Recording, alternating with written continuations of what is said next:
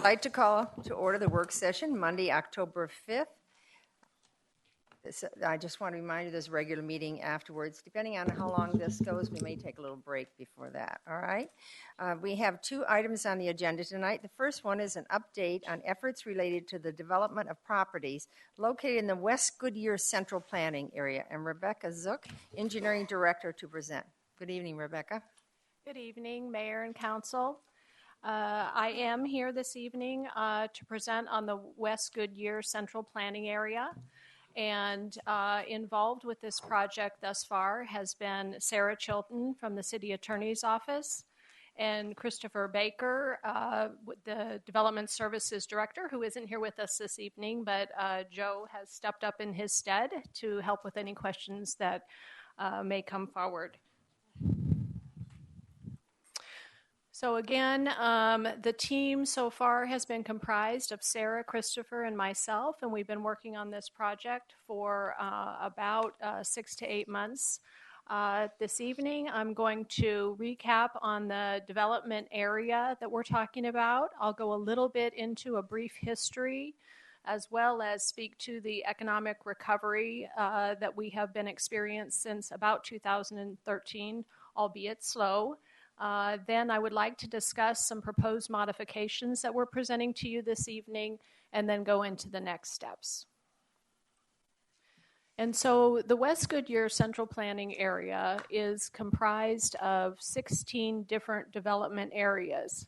Today, it is 13 separate areas because 3 that are in the medium blue color at the bottom, which was an El Cedro development, actually combined into one overall parcel or development for consideration. And then in the middle of the screen, you see 2 lighter blue. Those are Paseo Place, and those have combined also as one development. So today we have 13 different entities that we are working with.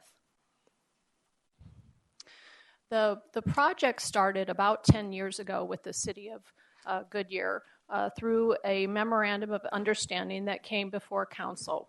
Again, at that time, there were 16 development agreements that were processed by council between 2005 and 2008. At that time, Las Brisas development, owned by Taylor Morrison, began to develop and work through some of their cost recovery lines and actually constructed those and are currently under development. And I'm going to show a spreadsheet in just a moment that speaks to those lines that are associated with the cost recovery ordinance that is part of the memorandum of understanding for this area. And I will go into detail as to which lines have been constructed and which ones are under design at this point. Then around the 2007 to 2012 timeframe, we experienced a economic downturn for the entire United States. Here in the Goodyear area, we experienced about a greater than 80% decrease in the development. So basically, we went from, say, 100 permits a month down to 20 permits a month, and that does have significant impacts on us in a number of ways. In 2013, when the economy was in what was a recovery at that time, again, it started about the 2012 time period. The West Goodyear developments met with city staff again and moved forward with some changes and proposed changes. At that time, it was presented to council, and council approved those changes in the May 2013. Again, we have been experiencing a slow economic recovery, and I would like to show you in the form of building permits and what we've experienced since the 2000 timeframe, and then more recently in the last few years. So this isn't a graph that depicts per quarter since 2000 the residential permits that we have issued with the city. The bolder lines that you see vertically give just a frame of reference. For example, the blue line at the top, 600 permits per quarter. So then 200 permits per month at that time. And then again, the bottom turquoise line represents 150 permits per quarter, so 50 permits per month. And you can see that there was significant growth, although you can see it does go up and down a little bit, but on average we were about at the 450 to 550 between the 2000 and 2006 timeframe. When the economic downturn hit, we plummeted quite significantly down to around a low point you can see of 57 permits in a given quarter, which is about 19 permits per month, which is quite a low number. That downturn shown by the residential permits lasted up until about the beginning of 2012 when we did start to see things increase, which substantiates the West Goodyear group, along with city staff, sort of reaching out to look at our development and see where we might be able to help that process along. Then again, I think that with that 2012 rise in permits, we had an expectation that they would continue to rise, but as you can see, over the 2-year period between 12 and 14, they remain somewhat steady at approximately 200 to 220 permits per quarter.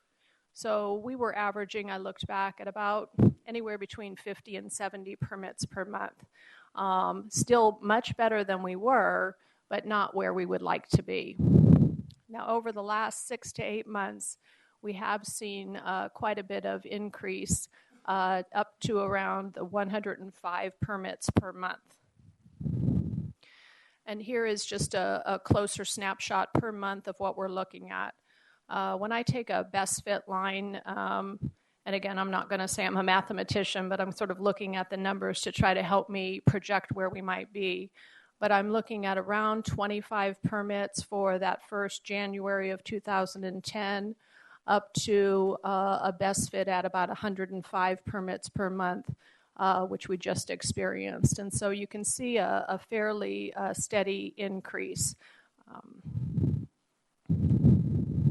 Oops, I think I skipped one. So let me just step back for one moment. When we look at development here at the city, we are ultimately looking at an overall partnership with our community. Because as we work with the developers, whether they're home builders, homeowners, or property owners of any sort, we absolutely want to partner with them and work with them to make sure that they're successful, because their success is our success here in Goodyear.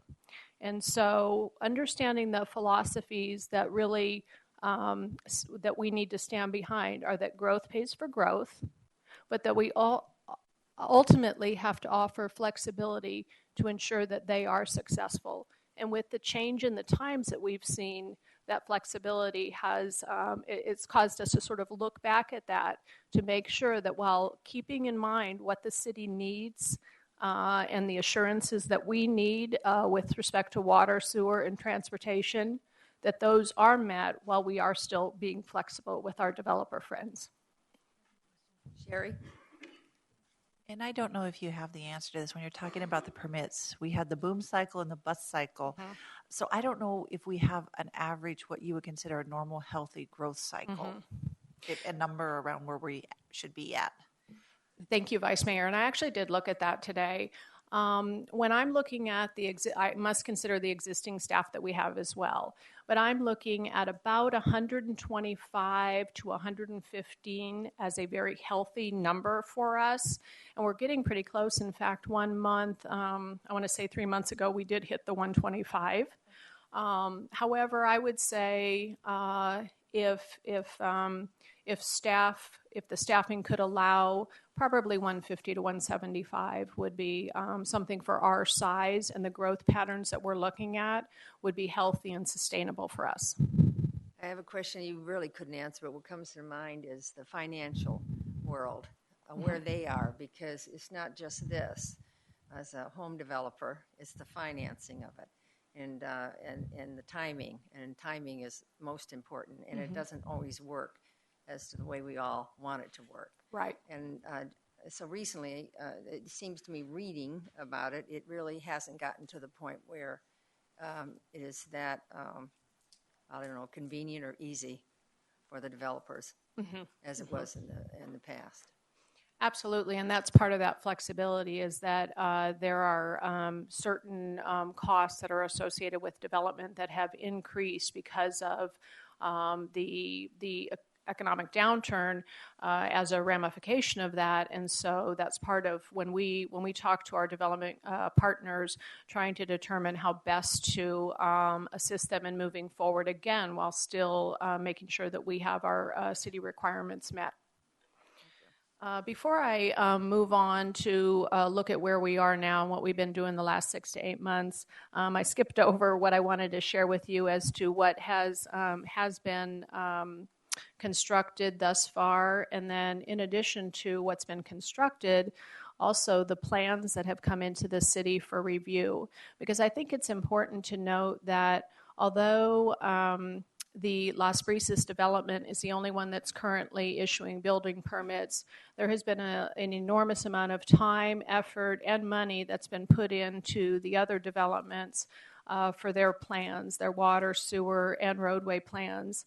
Not only meeting with the city innumerable times, working with the planning group and the engineering group to make sure that we have good constructible lines so that when it is the right time, that we're able to absolutely move forward in a quick manner. So very quickly, I'll speak to, I don't know if I can get closer to that. And I can, but not that close. So these are the public water lines that are part of the cost recovery ordinance. Over on the left-hand side, it's just our nomenclature for identifying the line.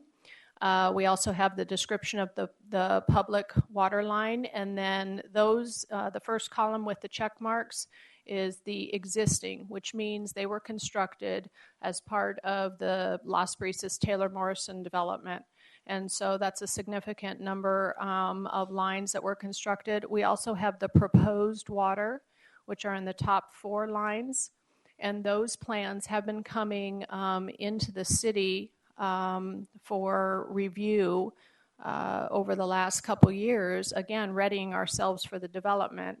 And that just shows the commitment on the part of our development community to ready themselves and prime themselves for development. So in addition to the water lines. Before you. Yes. Bill? Do you have a map that you can put up also to show what corresponding to these? Because right now this is just a bunch of lines, literally sewer lines, water lines, and lines on the paper. So to have I might in just a moment. some geographic representation might be helpful. I don't need to know where water line G is, but Okay. the developments that have water, don't have water, need water, etc. Okay, so what you see here is the blue lines shown, and so those are existing constructed lines where you see, whoops, I'm having a hard time here, E, F, and then up at the top, D, C, with the red line. Those are lines left to be developed or constructed. So I'm going to move this up just a little bit. So this is a map showing blue lines are existing lines, red lines are lines that still have yet to be constructed as part of this. Is that helpful, Council Member? Okay. And I can certainly send this information out. We've actually been using these maps when we meet with the individual development community as a whole and then individually. So If it would be helpful, I can absolutely send this information out. I felt Okay. what you sent in the presentation was very helpful because it's. Mayor, I have a question. Yes, go ahead, Wally. On that map, will that map show the properties that we're going to be talking about on our regular meeting? Yeah, but right here. It does. You have it. But I mean, with the lines, with the water lines. Oh, yes. Are there names on that? I didn't notice. On the other one? Well, Was but the there? water lines are what I'm looking for. Not that one, the map you just showed us. So would you keep that handy so whenever we talk about that, you can show that to me again, because that tells me how far they have to construct, because they're Okay. asking for an extension. Yes. And this gives us a better picture of I see how what you're getting at. Yeah. how far away they are from lines that are actually in place now. Okay. And that's a wonderful map. Then that really, I like the look at pictures.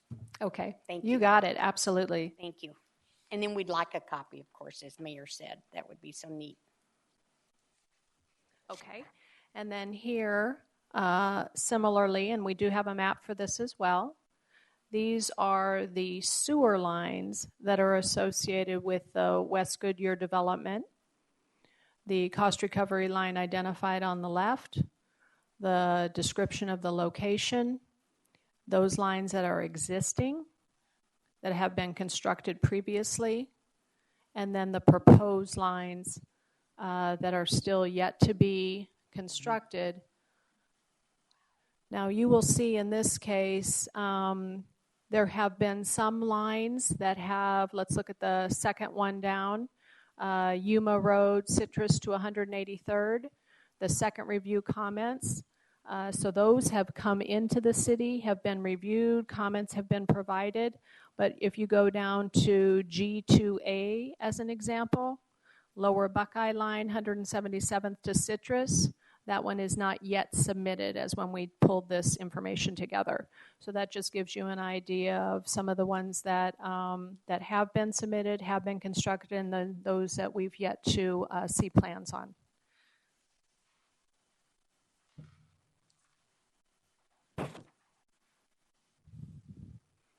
So again, here is the information related to the sewer lines. The existing is in green, and again the red. So here, this is N line, and then we have L, M. So all of these lines are identified that are yet to be constructed, but yet some of them are already constructed. I have a question. So if we can go up in the left-hand corner. So the first builder in, okay? So the first builder in has to build it. I'm just trying to get so to talk about that part of it. So, Yes. So they have to go that entire distance, and then it's a payback as each goes in. So that's a pretty steep amount of money to put in a line that long. Am I right? Is that the way it goes? That is correct, Mayor, and that is one of the reasons that we're having conversations and reaching out to the development community, is that having to put in that lines to, now in the case of the sewer, that is a reasonable expectation. In order to develop any piece of that, they would have to put that line in. The difference comes into when you're talking about the water lines, because you have to have a loop system, so basically two sources connected. In the case of the water lines, what happens is they may have one that's their primary feed, and they can achieve a secondary or loop system from what I'll call an interim connection, which is at a much lower cost to them, but it allows them to still be able to move forward and meet our requirements without having to construct that line that may be several thousand feet away. So I'll go into more detail with that as the presentation goes on, but that is ultimately what this conversation is about, is that there are certain requirements for upfront construction of lines that don't need to be, aren't those primary sources that are causing some, shall I say, really unnecessary upfront costs. Again, if it's the only sewer that they need, they absolutely have to construct that regardless of how far away they are. There isn't an interim solution for that. Second question. When they develop, is it the chicken or the egg? Do they, before they go to this process, have builders that they're going to use on that particular plat? It depends. Sometimes you have property owners that are not considered developers, and so they are looking for that developer, home builder that will develop the parcel. But you also have some that developer home builders, like Taylor Morrison is what I'll call a developer. That home one builder. I know. It's the other ones. Then you see more of now, since the downturn, you see more separate builders who don't develop. Correct. And so it takes a little bit longer to get your crew together. And that is also one of the reasons we're coming forward tonight, is that you do you have a builder or a developer that's primed and ready to go, and as soon as they have a home builder, and the home builder typically wants finished lots, so they're going to want to turn around and say, I want 100 finished lots, and the developer says, okay, well, that's at so many dollars per linear foot, and he's like, okay, that's a deal I'll take. And with that, the contract is signed, and then the developer ultimately goes out and construct all that infrastructure and then sells it off. Thank you. Mm-hmm. Oh, yes. Joe? Questions. Probably, I'm no engineer, so I'm trying to figure out. You say typically you have to have two sources, correct? Mm-hmm. Because if one fails, you've got to have a backup. But you say there's a way, instead of putting the ultimate backup in, you can put an interim. And I guess my question is that interim throwaway? Is that interim later get extended? Or is that interim as safe as having the full-blown interim in there in case one of them goes down? And again, I don't know the engineering behind it, but if you can put an interim in, why is that not good for the entire piece? Can you show that on the map on how that might work? Yeah, let me.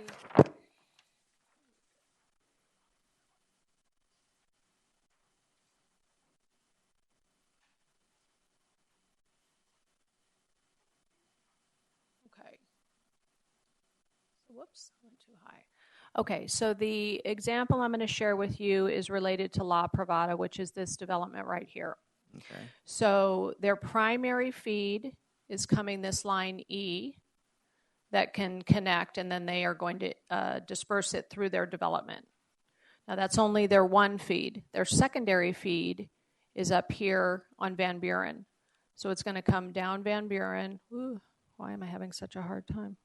Down Van Buren, and then down through Amber Meadows and into their development. They are asking if at this time this feed coming across Harrison can be connected. It's a 12-inch line. And so ultimately that line they would prove up with their water report to us to show that it could either handle their entire development or 300 lots or their development in Paseo Ridge. So they will provide us the information for us to review to ensure that they could actually handle all of the development with that line. And they could conceivably never even have to utilize the water, but this line wouldn't be thrown away. In fact, it would be a third point, so it would even make the water system that much more reliable. Okay, so then that may not be an interim, it may be a permanent solution is what I'm hearing there, but it's interim for the few homes that they will build in that area. They got backup. It doesn't seem to me, and again, I'm no engineer, that's going to solve the entire problem once that all gets built out. Oh, no, absolutely. So again, I don't know the answer to that question, but we would not allow them to use, any developer to use that as an interim solution until they were able to prove up that it would actually provide the necessary water and the looping along with the fire requirements. But let me just add that it would not, allowing them to provide that interim solution does not take away their obligation. They will still be paying their proportionate share of the Van Buren line. When that gets built, that's still part of it. Okay. They would actually need to pay their proportionate share when they final plat. And the developer's building these lines. That is correct. That is correct. And I do believe Buckeye is considering one at this time. Or maybe they've already done it, I'm not sure. Considering, Doing the temporary no. intermediate line. As long as it's safe and it provides the backup water system and there's not any problem with that, then I don't have a problem with it. As long as it tests to what you're saying, that it is a true backup. So. Mayor.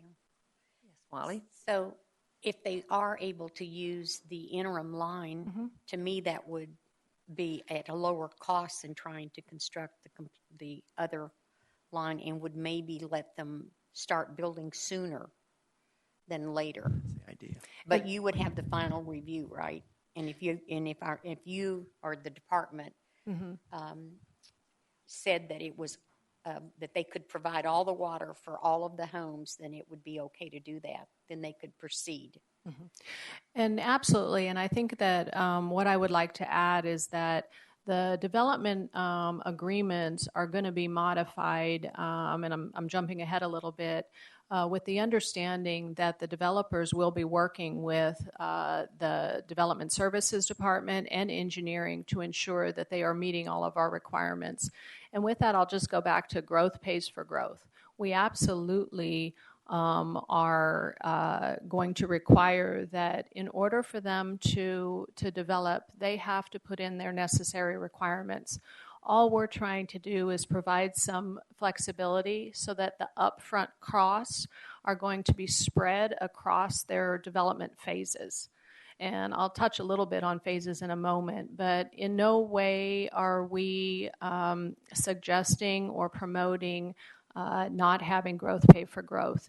Truly, in this case, we are trying to put Goodyear in the forefront of a community that wants to develop and wants to grow and wants to create those rooftops so that we can further economic development throughout the city. No, my main question is it costing the city anything? And I think you said no. There's my And answer. I would think the city working, trying to come up with another solution with them would be very much appreciated by those developers, because they've been in front of us many, many, many, many, many times in years trying to get this off the ground. So I appreciate someone being flexible enough to take another look to see if there was another way we could do it and not compromise the health and safety of our proposed residents. Thank you very much. Bill? You almost insulted me by calling me. Welcome back. Yeah, exactly. Don't expect perfection here. You're not going to get it from this mayor. Now that we are completely off track, because I'm trying to look ahead to see if we're going to get there. So let me just, if I can fire these three off. Kind of it gets a little bit to what Wally was saying. But my first question is, we're proposing this just for this West Goodyear development corridor development agreements, right? Or are we talking about doing this citywide? So I'm gonna try to touch on each piece of it because I'm gonna get to the piece about the interim solutions. We're going to talk about assurances, and we're also going to talk about phasing. So the phasing and the assurance opportunities, those are something that we as a city are looking for citywide.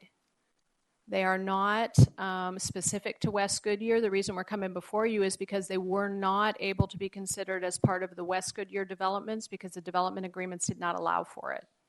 And so prior to even coming on the West Goodyear projects is we have been looking at these for other developments. And that's what's important, is that we weren't providing that the same opportunities for the West Goodyear developments. Interim solutions, that's not going to be something that needs to be considered for the other developments because they don't have the pre-obligated cost recovery lines associated with them that West Goodyear does. So they could just come to us today and say, here's my primary feed and here's my secondary feed. And we would say, okay, great, prove it up. And then we would, if it makes sense, that would be what would be approved in the construction documents. But if they were looking for a shortcut or a easier way to finance this, they could request an interim solution, could they not? If they said, look, we've got, we have a half a mile to go to the north to get our secondary means, but we can do it on an eighth of a mile over here to the east. And that would save us $500,000 or $5 million. We'd rather do that on an interim basis. Is that door open for them as well? Or is this, you see what I'm saying? Even though it's the answer may be obvious to go to the north, but somebody savvy is going to say, I can do this at an eighth of a mile, and I want the same thing. Is this what kind of door are we opening? So if a developer came to us and said, for my phase 1, I can do this solution for my secondary feed, but phase 2 and 3, I'm going to need to extend all the way up to Van Buren, absolutely. I mean, that's going to be a cost-benefit analysis for them to do. But if they see a benefit of moving forward with at least one phase to get 100 units in the ground and get traffic out there and eyes on their parcel, and then they see it's worthwhile to construct a third line for phases 2 and 3, absolutely. So I'm not even thinking in the West Goodyear area. I'm actually thinking north of I-10 or. Sure. So there's nothing in our codes that prohibit this from happening. So my takeaway from this is this West Goodyear is restricted simply by the development agreements that have been worked on for the last 10 years. Is that a more accurate simplification? I would say that that's an accurate statement. I think that what is restrictive and what you were getting at in terms of the interim solutions are what happens when you have a master plan. We're requiring that they build to the master plan. And so you may have a situation that you're talking about elsewhere in the city where the master plan would call for the property to be served using any of this. Say this was a master plan outside of West Goodyear. If that were the case, we might have to look for a development agreement to allow that flexibility. I don't think that, we have anything, because we want to make sure that they would commit to build the permanent solution. So you might see some development agreements, but outside, and I think that is what engineering and development services, and most particularly engineering, has been working at in terms of providing that flexibility to make sure that we ultimately get the system that we need, and that's been master planned, while allowing development to move forward so that we can get everything we ultimately want. Okay, that answers that question. Oh, I'm sorry. Oh, go ahead, Bill. Can I go? You can go. Finish. All right. So, completely changing gears. This West Goodyear development process has been before us a number of times. So I'm going to look at both of you guys for this one.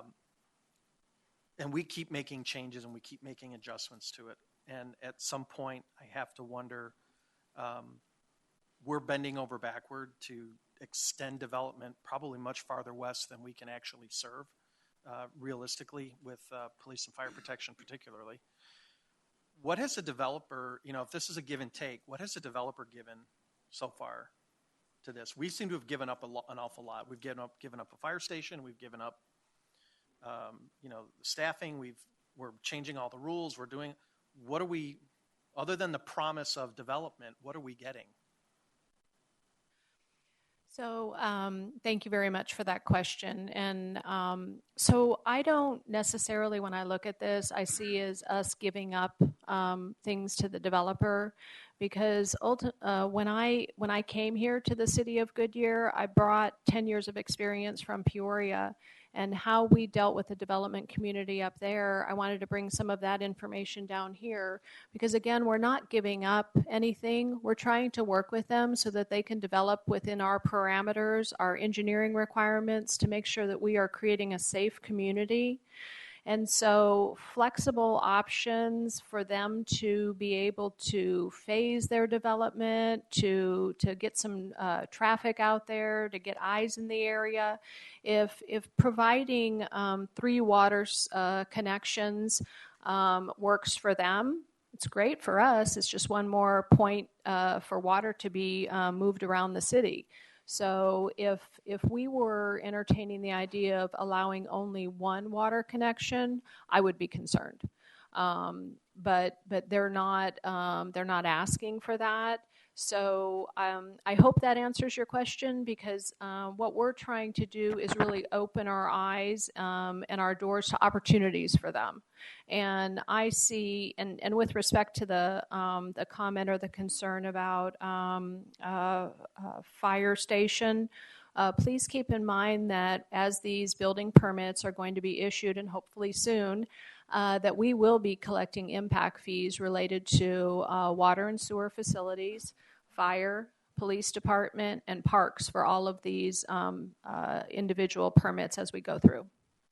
Okay, so to summarize for the general audience then, city isn't giving up anything. Correct. City is not losing anything by making these changes, because that, on the surface, that's what it can appear that way. And I think it's important that we, talk about that and how there's not a loss to the city, and we're not exposing ourselves by taking undue risk. So I appreciate the answers. Thanks. But what we are doing is we're building density and all of the things that our community wants. We get the same answer back from retail. We get the thing back from Mace Rouge. We get the mail from Dillard's. We get it from all of them. More density. You don't have enough density. So now here is an opportunity to be flexible enough to bring that on. And I appreciate you bringing it up to the public. If they are listening tonight and thinking it in a negative, we're giving it away, that's not so. I look at it as more as partnership, and as long as we do it intelligently, and that we have a very strategic plan on this, and a plan that can be helpful and can grow other parts if necessary. But each one would be brought to us anyway. We would have this discussion like that. And I think, Joe, you had a question? Well, question, a couple comments. Just to piggyback a little bit on what Bill was saying.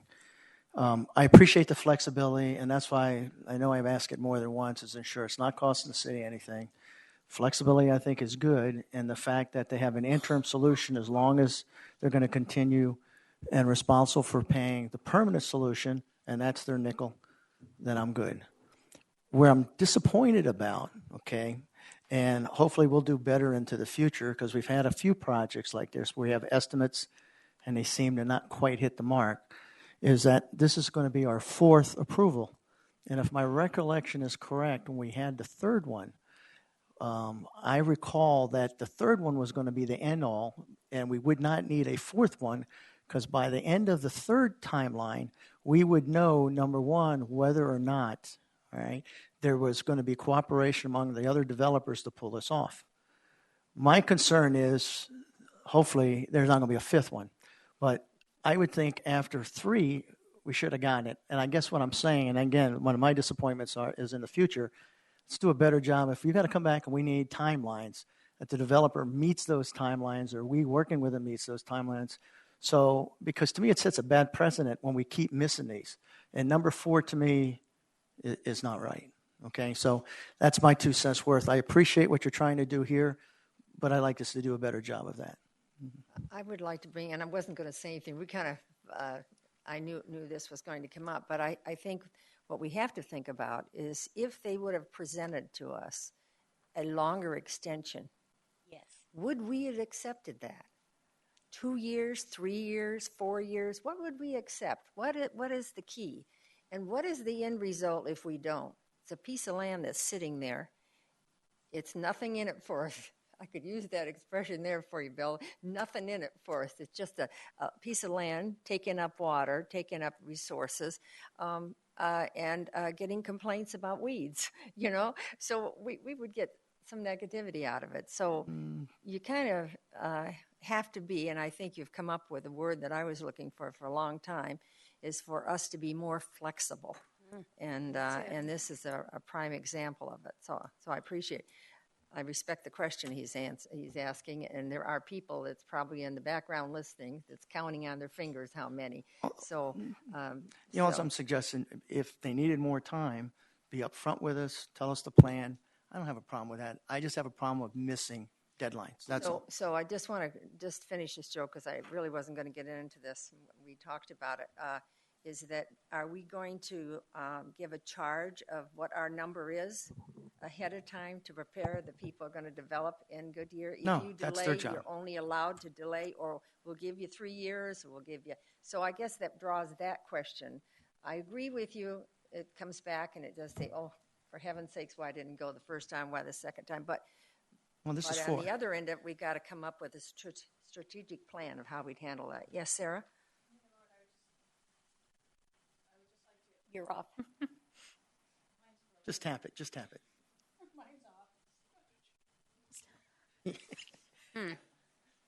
Sorry, I broke it. How we feel.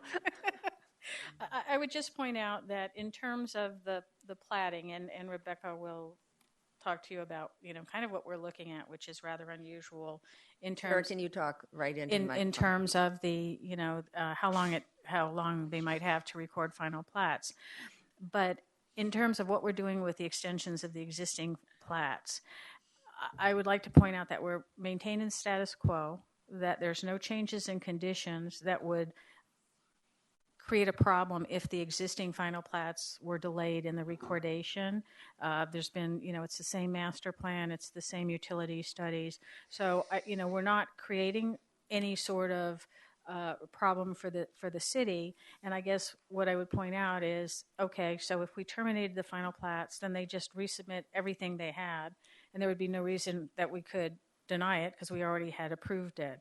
So I think that while we all thought that the last change to those development agreements was going to be like, oh, we have a structure that's going to work, it really didn't, because it still had so many costs associated with that initial development. Once you came in with a first final plat, everything was going to have to be done at that time. And, we all wanted, the goal was always the same, to find a structure that would allow development in that West Goodyear. That's when we did the amended restated agreements. That's what we thought was going to happen. And it's just a different world. I mean, the developers, home builders are taking down 40-acre parcels, and so they're only basically developing just chunks of it. And what we're doing here, as you'll see, and Rebecca touched on, is that we are basically putting the West Goodyear developers on the same footing as other developers within the city. And the stuff that we are going to talk to you about in terms of deadlines for recording final plats, I think we're going to talk about doing it, across the city, not just limited to West Goodyear, because we want to have that opportunity everywhere. But I know the frustration, having done these amendments over and over and over again. I understand that frustration, but the market is what the market is. And I think if we've learned anything through the downturn, it is that you can't force development, you can't push it before it's ready to go. But I think council's direction throughout all the years that I've been working on these agreements has always been trying to find a way to make it happen out there. So I would just like to add that. Sherry? I understand what Joe's saying, because it's like when you teach, the student asks for the due date to continue the final, and I always tell them, give yourself a little wiggle room. So I'm okay if you need more time. I don't have a set time frame, and I'm okay coming back, because I know that's not, that's out of their control. But isn't there a difference? How many lots have been sold since? I mean, there's been a significant amount of lots that are starting to be sold, aren't there, now that these have opened up? Not in this one, but in some of the other. Las Brisas, the one, let me pull it up very quickly, and it is the one that continues to be fairly successful with the issuance of building permits, and they're looking, that's this whole area down here. They're looking to move into this area, so they're continuing to market their property and be quite successful for the West Goodyear area. And that's different since last time that was brought before us, right? Yes. Okay. Yes. Again, when you look back at those overall permits issued, so if 4 years ago we were at 20 permits, maybe they had 3, now we're at 105, maybe they have 20. So we're going the right direction. Yes. And Yes. it will bring more as people see that, they'll get houses when you see houses. So I'm hoping this is the last one, but we can't control the market. Joe? Just want to follow up with what Sarah had mentioned on the final plat. Currently, right now, they're supposed to record with when? 3 months, and then they get an extension for 3 months, correct? Yes, that's correct. Okay. You're looking at a proposal from going from 3, possibly 6 to 1 year. Is That is one of the Options? proposals that we're looking Okay. at, and that would probably, I think we would look to that citywide. And the reason for that is that, again, I think Rebecca described that process. Home builders need to know, everybody needs to know what is the amount of infrastructure that needs to be constructed to serve a specific phase. And then they have to go and find the buyers. And so when we have so much infrastructure to be constructed, it just seems to be taking longer than 6 months. This is something that other cities are not doing. I mean, right now, we're fairly consistent, although some require recordation in 90 days and no extensions. But again, it goes back to what is the risk to the city? So we have locked up an assured water supply for a year. If they haven't recorded, that's the sole risk to the city. And if it gives the developers the sufficient time, and the meetings that we had, the developers expressed an interest in that extension. I think they'd be very happy with that. And then there would be no extensions. It's a year or you're done. And that's where I was kind of going. If you're going to go from 6 months to a year, I would hope at that point it would be 1 year, period, because you're giving them an extra 6 months. All right, thank you. Lainey, can I go back to the PowerPoint? Okay, so, sorry. So back to the meetings that we've been having. We've held approximately 4 overall general meetings with the development stakeholders for West Goodyear, and then in excess of 20 meetings, individual meetings with the various property owners to make sure that we were addressing their concerns. Again, I want to stress that there are no changes to the obligations to the overall cost recovery ordinance. We're simply providing flexibility and opportunities for flexibility.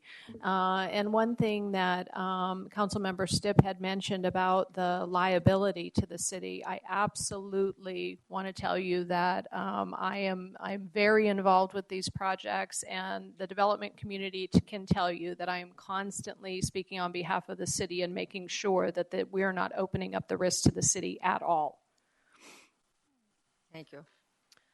And so a couple of the flexibility recommendations I want to discuss with you are phasing of on-site and off-site, and I have a map that I'm going to look at in a moment.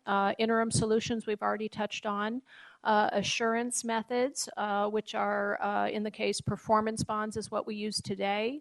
We've also touched on the extension of a year for the final plat. So let me just jump very quickly into the phasing piece. And this is just an example of one of the parcels. It's the La Pradera. And maybe in 2005, they would have come in and take down this entire parcel, which could be upwards of, say, 700 units. That isn't where we live today. So they approach the city, they provide a phasing scheme, and you see in the pink phase 1, phase 2 in the green, and phase 2 in the blue. We look at that information. We look at the water, the sewer, the access, the roadways, the open space. We look at turnaround for fire trucks. We look at solid waste access through the site. We look at a variety of information to make sure that if phase 1 is the only one that goes, it will be able to stand alone and sustain itself. We do not allow for anything related to, can we wait till phase 2 comes along? Absolutely not. We all were part of the economic downturn, and we don't want to position ourselves like that again. So we are working with them to identify what is an appropriate phase and what off-site infrastructure they have to build as part of that. And so, again, as we move through with our development agreements, there are going to be statements in there about working with the engineering department, and with the approval of the city engineer, we would allow for phasing opportunities. Joanne? I'm waiting till the end. I'm letting her finish. Thank you. I really like the phasing part of it because I think any assistance we can give without at a cost to our city, it's going to bring more developers who will be willing to work with us and start their construction, because nothing we want more than to have these developments up and running. Even if it's just 150 homes or 50 homes, that's 50 more rooftops than we had. And if it takes them 3 years to do the whole phase, so be it. At least they're starting it. And then as they have more people and more eyes on their property, more people are going to want to come out here and live, because more people would move to Goodyear if they had more property, I would think. And Councilmember Campbell, I appreciate you bringing that up, because one of the conversations we had with the Las Brisas owners is, you would think that they would say, well, I don't want to be part of this because I've got I've got the market down here in West Goodyear. But they were open and honest about the more traffic that you can have in that area. There's going to be a variety of home types, a variety of builders and options and amenities. And so the more people that you can get driving in that area, just the better off all of them will be. Joe? Just a quick question. When you get to the assurance method, could you go into more detail on how that mitigates risk for us? And as far as how we're covered, and maybe, I don't know if Sarah's got to get in there, but I'm curious on how that works, because sometimes on some of the things that I've seen maybe in the past, we had more assurance bonds maybe. If you could just explain that. Absolutely. So today the option that we utilize is a performance bond, which is for all of the public infrastructure that they have to build. They have to bond that so that if they were to walk away, the city could pull that bond and construct those improvements.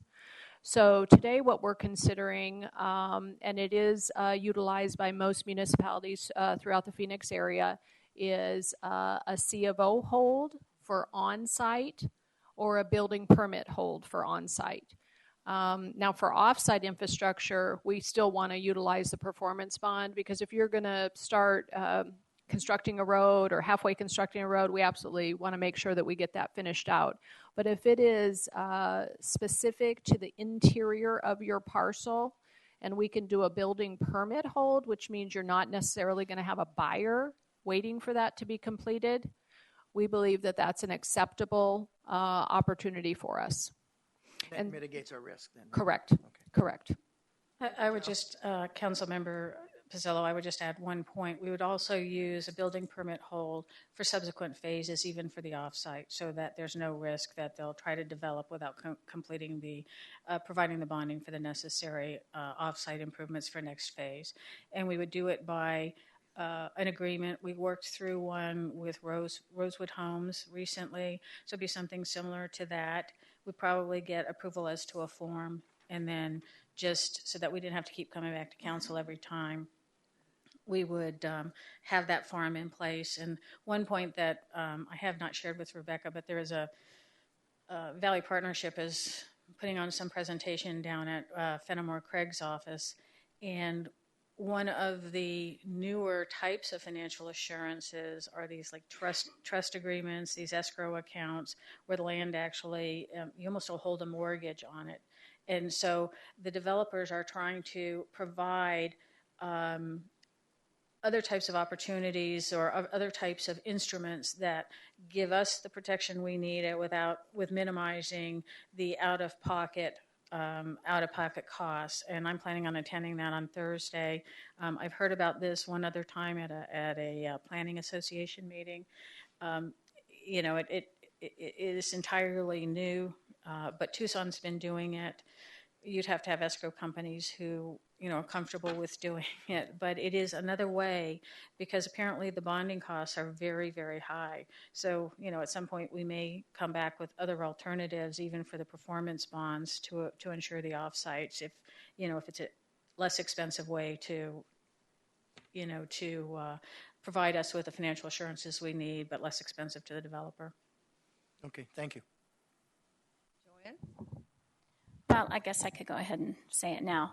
First of all, I'd like to really thank all the developers that have been part of this and have stuck with our city for so long and have been able to hang in there. And thanks for staff for really continuing to work on it. I know that there's a long history and it hasn't been always that easygoing, and I understand. And I can understand why we've been gun shy. I mean, I've been through, from planning and zoning days through the city council days, I've seen 14 years with this city in just being part of development. And we've gone from being concerned of leapfrog development, being concerned through such a fast development that we couldn't even, catch our breath, to now a point of, how do we take all of these landholders and work out some kind of plan where we're all on the same page, and it's a win-win for everybody. And it's not easy, and so I understand that. I do view things that always growth needs to pay for itself. And as I listen to what's been going on, especially now this being the Fourth Amendment, there's key factors that, my ears perk up to making sure that we're doing. And I know that all of my fellow council members really have had great questions and have had great concerns needing to be answered. And, growth paying for itself, public safety, worrying about our citizens' safety, worrying about the ability for our departments to service them, worrying about the monies that it's going to take in the capital budget and the planning of that to build a fire station in the future. I understand all those concerns, and I also can say this, that adding these entities are going to help the other ones that are currently there, the commercial corridor at Cotton Lane, some of the other home builders that are already there that need that density of people coming to look at their models, and the competition that brings between them, that's helpful. One thing that I really haven't heard that, I will continue to beat my drum about, and especially since this is a prime area that we can do this, and that's the Parks and Trails master plan that we put together. Here's a perfect, palette for all of these developers to say, how do I connect to theirs, to theirs, to theirs, to theirs? Because citizens enjoy that. And so when we have, is it 14 developers now? I forget the number. However many we're at right now.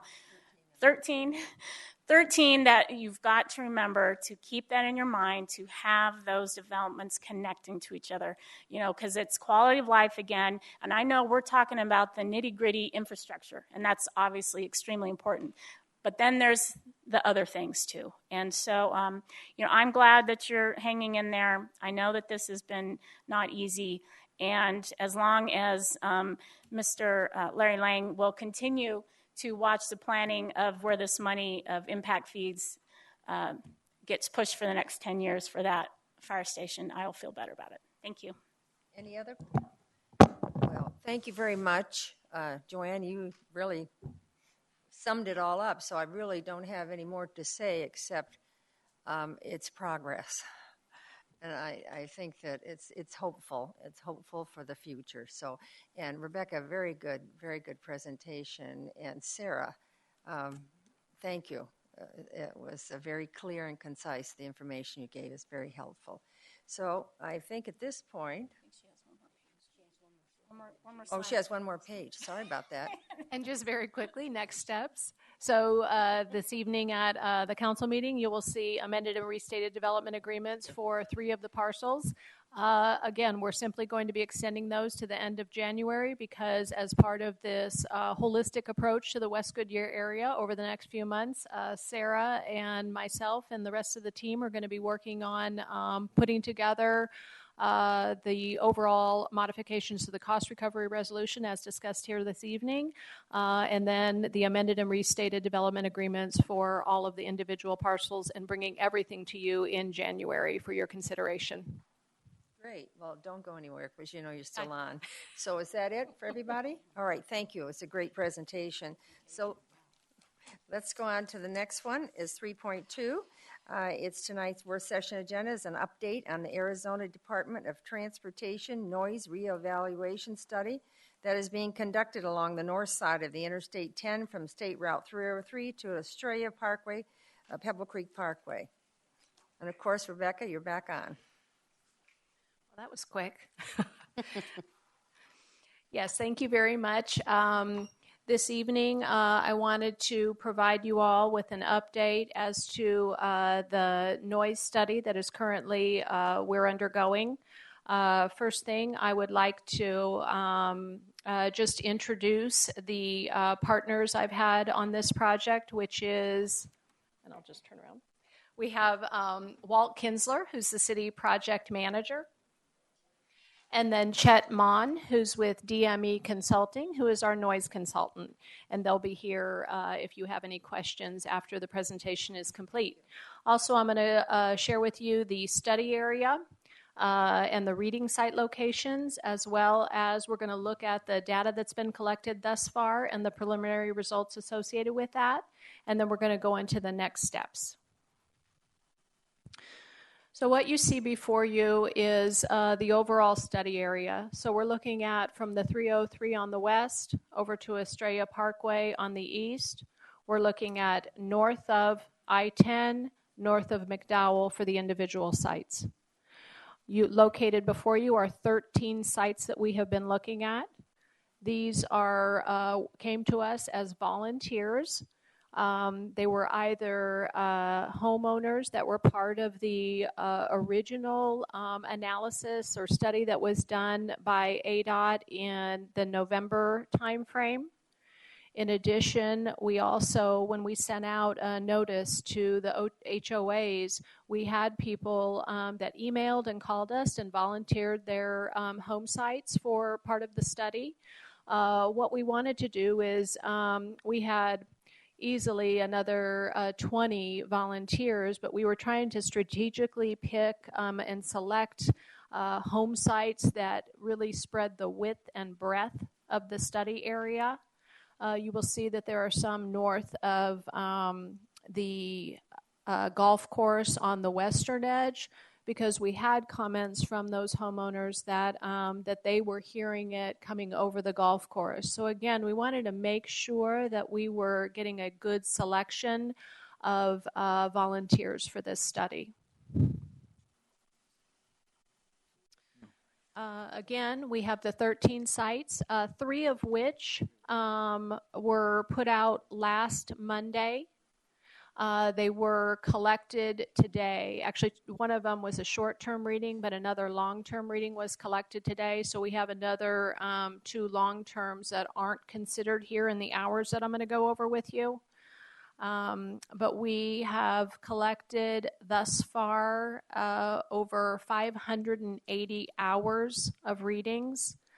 And I will mention that some of the concerns we heard initially in February when we had the meeting at Pebble Creek was that they were short, incremental. And so for us, it was incredibly important to make sure and reach out to our community to take a number of readings that were meaningful. And so again, this does not take into account the additional locations that we just picked up today. So that's going to be another couple hundred hours of information.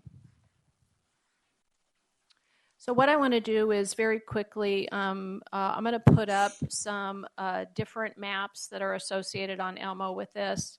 And so in order to better understand where the location is, so for the Cole residents, they are located in the Pebble Creek community. So what you're looking at here is the hourly averages. So the dark line along the top of the graph is the highest readings throughout that week. So remember, we were there from September 1st to September 8th, which was a Tuesday to Tuesday. And so we took in the information, and on that graph, we were showing the top line for that entire week. The bottom line, or the lighter color shaded grade line, is the lowest hourly readings for that same time period. So in this area, all of the readings occurred between those two lines.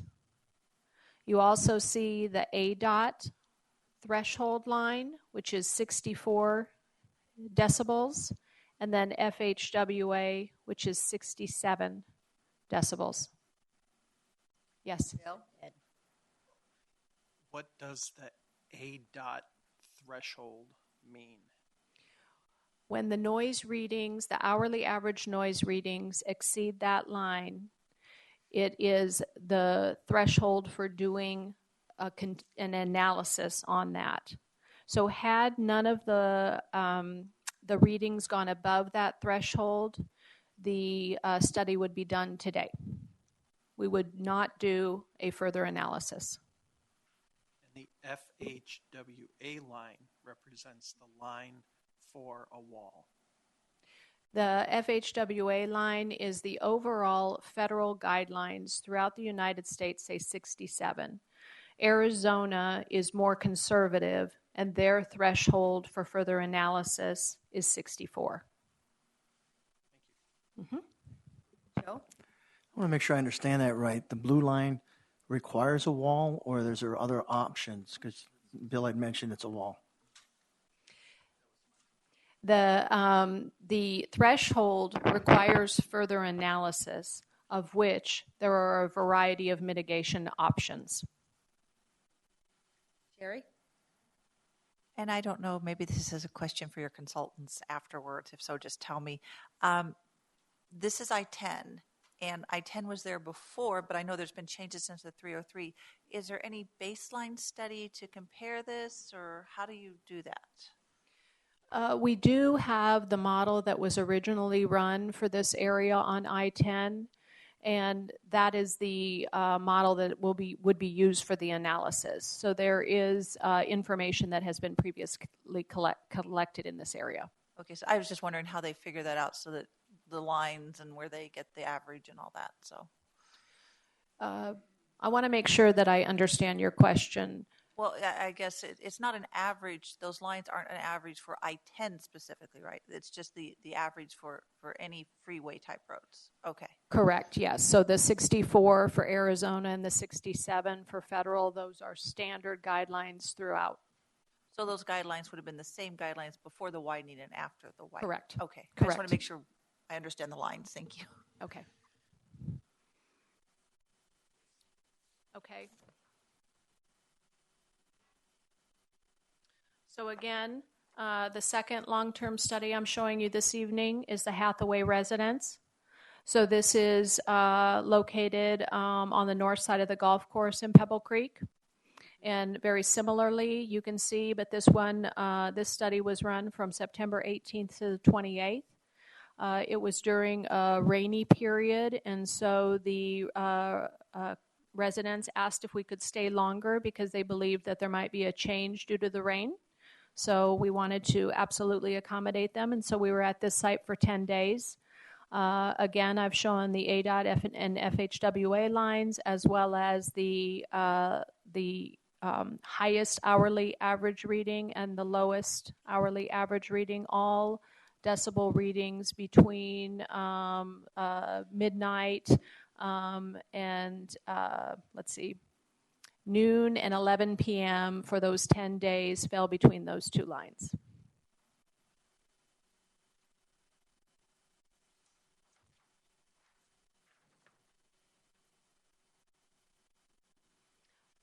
Finally, I'll show, this is the reading from the Shaw residence from Palm Valley 8. And again, this reading was from the 12th to the 18th, the 11th to the 18th, I'm sorry. And similarly, we have the results for this residence.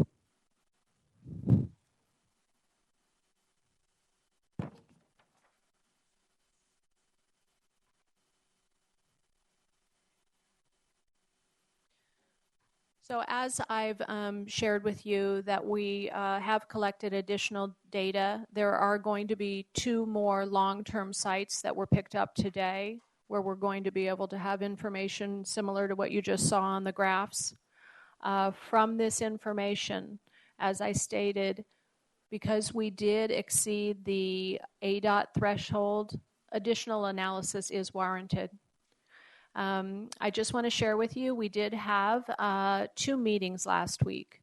Wednesday evening, we met with the individual homeowners and volunteers that were part of the study. 3 different families showed up, and we shared with them this presentation. And in fact, they gave us some good comments. And we added those to our presentation. So that was really appreciated. And then Thursday evening, we met out at Pebble Creek, Eagle's Nest. And that was with a information that went out to the HOAs for Pebble Creek and then Palm Valley as well.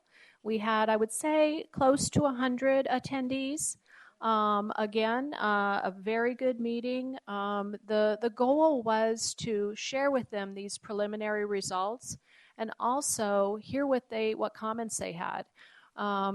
Because we still have an analysis left to do, we wanted to make sure that when we do come back to them, we're able to answer as many questions. And so really it was our opportunity to reach out to them to make sure that we heard what they wanted answers to, and so that we can come back. And our plan right now, we have another 5 weeks of analysis, and then we're looking at mid-November with reaching out again to the homeowners, and then we would be coming back to council probably, I think, around the first week of December to share with you those final results.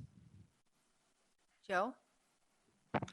The question I have is if, and again, I'm doing hypotheticals right now, if there's mitigation required, will there be a point in time where you will present various options to mitigate the sound other than just one option? Because I'm sure, I don't know what the science is to the sound. I've been told that if you put a wall up, it just goes over and then hits something later on, so it really may not accomplish. But maybe some buffer zones in there to try to mitigate it. And again, I don't know the science to that, but I'm hoping at some point we'll get a presentation to look at the options, because the traffic's only going to get harder and louder. And if it has to do with rubberizing, if it has to do with planting trees or whatever the case may be, I'm hoping we'll have something like that presented to council in the near future. And absolutely, thank you very much for that comment, Councilmember Pizzillo. And what we're going to take the information, and again, there were a number of very good questions about temperature and weather, and there were questions about mitigation opportunities and the timing of the rubberized, which I just want to confirm with you is the fall of 2016, so that's just right around the corner. But our goal is to come back with a comprehensive report that shares with you the results as well as what's been analyzed and a response to those questions. And what we're going to show is that there are options available, and look at what options are going to be the most meaningful. Joanne? Excuse me. Yes, thank you. And Rebecca, you and Bob and the consultants did a great job from hearing all of the questions in the audience. You guys did wonderful. And I think that, Joe did highlight some of the questions that are out there, and you did too, about what other ideas are there for mitigation. The sound study during winter months, I know that came up quite often, sometimes about the wind, colder weather, things like that. I think one of the other questions I had too would be people talk about the fact that you would have double walls on both sides of the freeway. What does that actually do to sound? I mean, some people have said that when you have that tunnel effect, and I don't know any better, but having that tunnel effect, the sound kind of bounces over the walls. So I don't know if there's truth to that or not. What does that mean? And I think that, hearing about the rubberization, the mitigation that causes, hearing about some other kind of landscaping, just the fact of growth itself. I mean, I've told a few people the story that when I moved to Palm Valley myself, and that's at Monte Vista, so it's just, a block or two behind many of these areas that were monitored, there wasn't, and that was 2001, there wasn't a great deal along between Litchfield Road and Dysart, where I live. And, over the years, it has dramatically decreased. In fact, now it's more I hear the hospital. And, there's other things that I hear that can't be changed, But, the very first night that I lived in that house, it was the middle of February, and I laid down in my 2-story bedroom, and the windows were open, and it had been a terrible move, and my daughter got sick all over our brand new carpet. And so it was just one of those nights, and I laid down at 2 a.m, and I'm going, what is that noise? And I realized it was the freeway, and I just started bawling my head off because I thought, where did I move our family, because I was thinking this is, I was tired, obviously, but, those over time, though, and that's 14 years we've lived there, over time, the sound changes, things that become a nuisance changes. You hear the neighbor's dog, you hear the old Mustang that somebody's, fixed across the street that's going up and down. I mean, things change. Mm-hmm. Now, that doesn't mean that, the freeway noise isn't an issue. And whatever we can do, obviously, as a city to help it, I'm so glad that we're doing this noise study. I'm so glad that we're looking out for the future because, you know what? When it gets closer to Saraville and the 303 and the I-10, that's going to be even louder for them. And that's something we are going to have to monitor for the next 20 years. We know that. And so I'm glad that the city has stepped up and worked with ADOT to do this again. And I look forward to finding out the end result here in November. Thank you. Cheryl Lynn? Well, I wanted to comment and kudos to you, Rebecca, because I noticed that one of the consultants in particular had a tendency to answer half the question and leave the rest unanswered. And Rebecca, you followed up, you made sure you understood the question, you followed up with information, and I thought that was very impressive. Impressive and reflected well on the city to make sure that the the question was answered completely, because I think that's really important. And I too live not very far from the freeway and was concerned when they widened it. And I am a real strong proponent of rubberization because what a difference that does make. So that's what I wanted to comment. Thank you. Molly? Well, I received some very favorable comments from my friends and neighbors in the development. And where I live, I can hear the freeway at night when it's absolutely quiet. And I have just gotten used to it, but except for the motorcycle, those real high-pitched screaming things that go down the freeway, I can hear them, and they wake me up because I'm a very, very light sleeper. Sirens wake me up.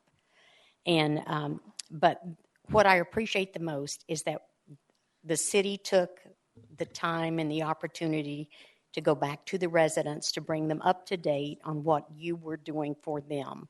And they appreciated that. They knew we would do the sound studies, but they didn't know how it was going. Mm-hmm. And just the fact that you took the time to do that and organize the meeting was very, very much appreciated. And they appreciate your willingness to take and have further analysis and then come back. They're not in a hurry for a solution today for fear it won't work. And they appreciate you taking the time, and we do too. Thank you. Bill? I want to echo Councilmember Campbell's comments. The feedback that I also received over the weekend was exceptionally positive. And that was, for me, very important for us. Having been at that meeting with ADOT and how horribly that was received, it was the exact opposite. So that was the feedback, because, of course, I wasn't there. So that part is very good. And I think it's when we come back to talk fully about what does building buildings in that area, what effect does that have? What effect does the weather have? What other things will influence that? I think we've got right now the credibility to talk and speak to those. We didn't have that from the last meeting. So I'm also hopeful that maybe we'll get some of the preview before it goes out to the public next time. Okay. I was a little nervous that this was going to the public first and that it was going to blow everything up, that emails would come, the phones would start ringing. Did you know what they? So maybe getting that heads up, even if, and I don't know how the rest of the council feels about it, but even in those ones and twos, here's a quick little, I know it takes a lot of staff time, but that may be helpful, especially as we near the end. And then if we've got questions, I'm sure we're not the smartest, no offense. We're not the sharpest tacks in the box, but if we're, yourself. yeah, if we're, if it dawns on us, it's going to dawn on somebody else, I guess is what I'm going to say. So, and maybe we can make sure we, over there. make sure we get that. Well, I'm just trying to be a little more humble, I guess. But, in any event, I think those things are important as we go through, and again, I just want to reiterate how much I appreciated the effort of staff to deliver this well. Gary? I do want to say thank you as well. So we'll just put on the kudos because I think this is really important because that area has grown and that freeway obviously has grown. So I do appreciate the fact, and I liked your charts showing us what house is affected. That perspective is very good, and it really does help me. And the two lines, that really does help me set it out what the problem is. When we come back for the mitigation and talk about like what Bill was saying about trees or houses or rubberized, when we do that, do we look to see what the future traffic flow is to determine what's the best mitigation to say we're going to have an increase in traffic? I mean, is that something we kind of project out so we don't have a fix that doesn't work for very long? Absolutely. Part of the analysis does look into the future. I can look back to Chet, but I think it goes into 2030 or some realm like that. Joe, you have another comment? No, I was just going to tell Wally I'll talk to my buddies, try to keep that motorcycle noise down. Please do. Yeah. So has everybody Jeff. had their last word? All right, Rebecca, thank you so much. It was really good, and I also heard very positive. I was sorry I could not attend. We had a prior engagement, which I could not break, but it sounds like everything went really well, and I know there were a few questions still out there, and I guess we're not going to satisfy everybody at the end result, and this was all happy news and everything, but at the end, when you look at the scope of this, there's going to be a few people that are going to be unhappy. And hopefully we can come up with some ideas to help them through this. But it is what it is. And the I-10 and 303 is what's going to make Goodyear prosperous. So anyway, so thank you very much. All right, we're going to adjourn this meeting. And how about 6:10 for the main meeting? It gives you a break. Does that give everybody a break? Yeah, because we've been here since 4:30. So meeting adjourned.